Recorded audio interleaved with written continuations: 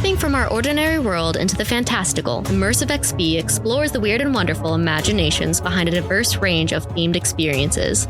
From virtual reality to escape rooms to live-action roleplay, nothing is off the table. We'll take a deep dive into what makes these adventures worth attending and which ones to avoid. Join me on a journey to explore the extraordinary and meet the people who make dreams a reality. Welcome back to another episode of Immersive XP. I am Taylor Forge, your non-binary host based in Southern California, seamstress by trade, silly little guy by trauma. Favorite horror film? Cabin in the Woods.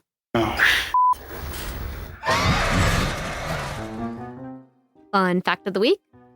Castle of Good Hope is over 350 years old, which makes it the oldest building in South Africa. It is also known as one of the most haunted places in the world. It was built as a base for ships to resupply during routes from Europe to East Asia. It is now mostly a museum to show its beautiful architecture and harrowing past. Before becoming a place for tourists, it had been a military base, a place for governors, a prison, and more. It also had a large bell for telling time and warning people of danger. With its history of enslavement, prisoners of war, hangings, and corruption, visitors have noticed things that are not quite right. The bell ringing of its own accord, shapes of people who are not there, and even strange sounds coming from the walls. Whether or not you believe in ghosts, Castle of Good Hope has a lot of honest history to offer about its gruesome past. This week's episode is a daily quest, which is any immersive experience with a low barrier to entry and no intellectual property attached to it, but still has a certain level of interaction. This week, I got to attend one of my new favorite escape rooms, the Ministry of Peculiarities, Hope's End, which has been on my list to visit for quite a while. What makes this one so unique is the above and beyond attention to detail, use of live actors, and clever use of a game master. But I'm already getting ahead of myself. A little about Hope's End. Opening in 2017 in Azusa, California, this experience combines escape room elements with immersive theater. Rather than having meaningless puzzles, they advertise something that's more story-driven. With the help of an amazing set design, special effects, and a great cast of actors, Hope's End accomplishes exactly that.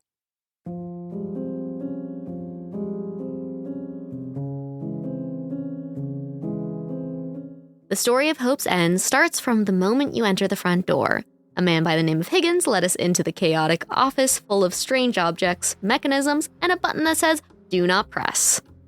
While most people would probably sit politely for Higgins to tell us what to do, my group was far too curious and started touching everything.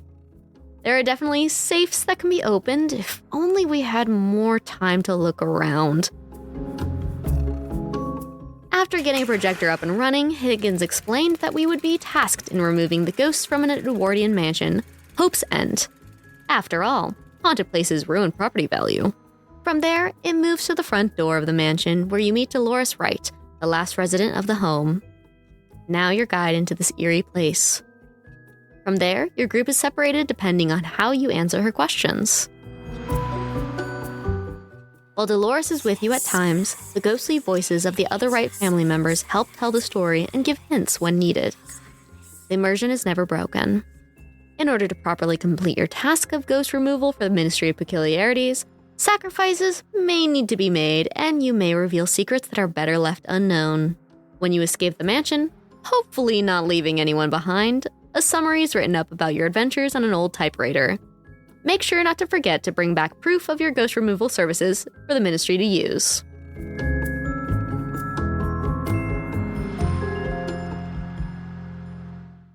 Things I liked. What I adored about this experience is that a majority of the puzzles were unusual and different from any escape rooms I've done in the past. I've also not seen practical effects used so masterfully in quite the same way. It was obvious that a lot of thought was put into making attendees feel good when a puzzle is complete. There is such a wide array of puzzle types, so a diversity of people is key. It really encourages a team effort since it's impossible to do alone. Nothing was too hard, but every challenge feels satisfying when you work together. Some puzzles included call and response with the ghosts in the room, which was a little spooky and also a great interactive element in some rooms.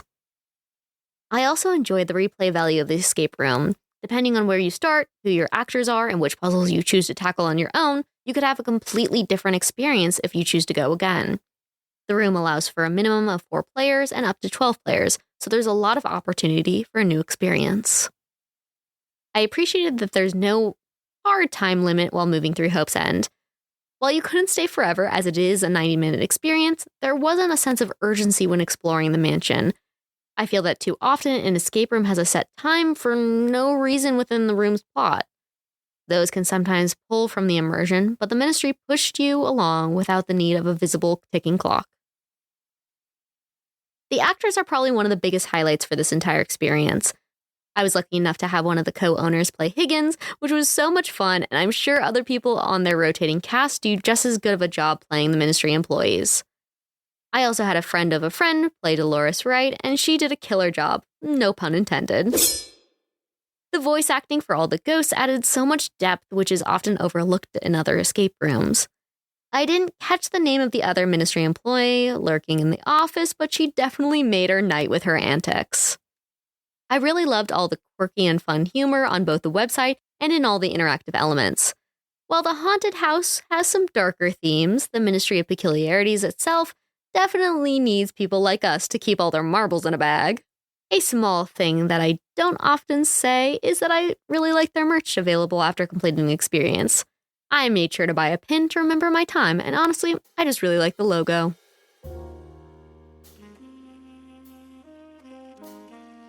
Things I didn't like.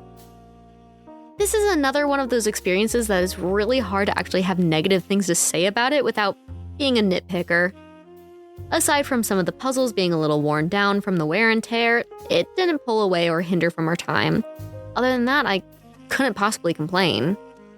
As for the audience, the website recommends children 12 or older for this experience, but they need to be accompanied by at least 2 adults. There are definitely some spooky elements that might be concerning for those who frighten a little easily. With such a variety of puzzles, someone of any age group could probably find something they're pretty good at. Of course, working together is key. This is a great opportunity for team bonding or just a fun time out with friends. I could definitely see the rooms becoming pretty crowded if you had a full group of 12 people, so personally I would recommend a group of 4 to 8 people. As for accessibility, there is abundant enclosed parking with accessible ramps near the front entrance. Though it may be hard to find the place as it is tucked away behind a pillar. Ever so secretive. The front room, which is the Ministry of Peculiarities itself, is easy to move around with available seating. You're welcome to do as much or as little within the space. As for Hope's End, the escape room part, that's where the accessibility is more tricky. There's a front porch that has a small single step, and some of the rooms are pretty tight depending on the number of people.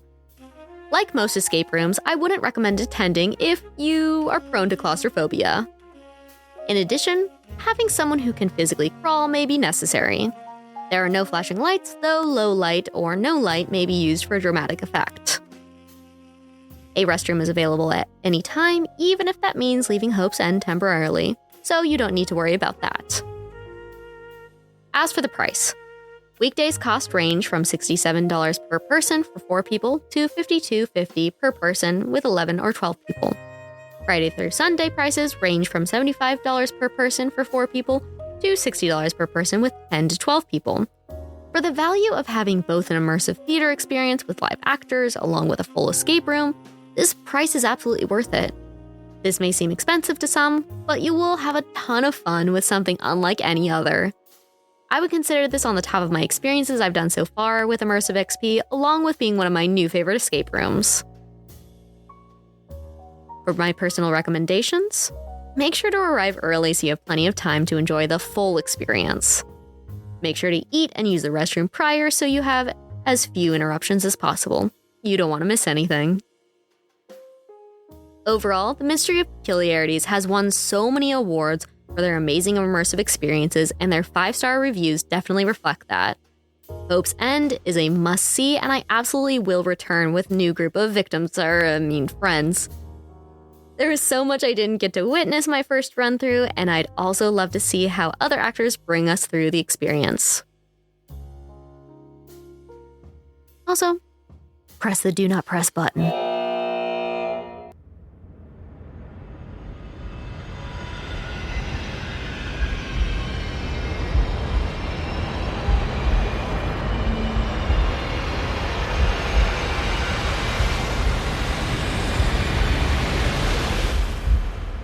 Until next time, a creak in the floorboard is not the house settling. What lies below is unsettling.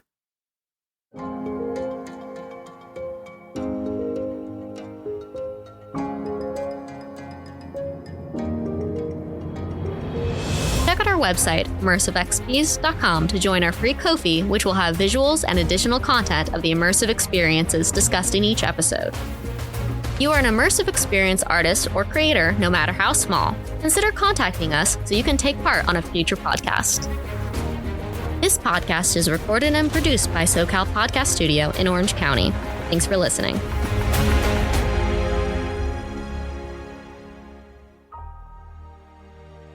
Welcome back to another episode of Immersive XP. I'm Taylor Forge, your non-binary host based in Southern California, seamstress by trade, silly little... Why can't I talk? I talked too long and now I'm eepy.